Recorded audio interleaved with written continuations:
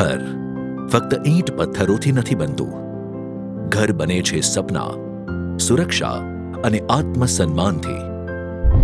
એવું જ ઘર છે નાંદોદ તાલુકાના કરાઠા ગામના સતીશભાઈ વસાવાનું, જ્યાં તેમના પરિવારની આશાઓ, ખુશીઓ અને લાગણીઓ પણ વસે છે.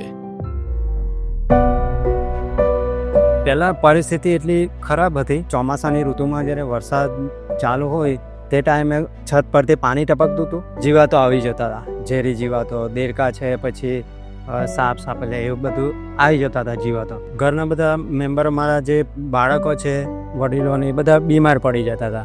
છોકરાઓને અભ્યાસમાં પણ ઘણી તકલીફ પડતી હતી.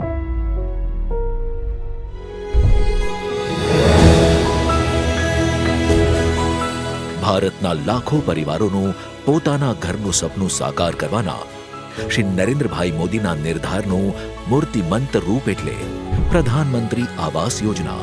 2022-23માં આ મકાન માટે સહાય માટે ફોર્મ ભર્યું.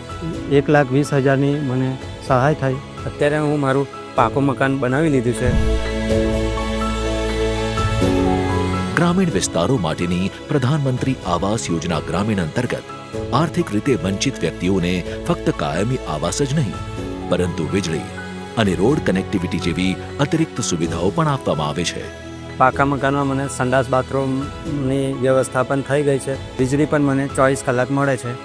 બાળકોએ શાંતિથી ભણે છે ઘરમાં. મારો પરિવાર પણ ઘરમાં ખૂબ ખુશ છે.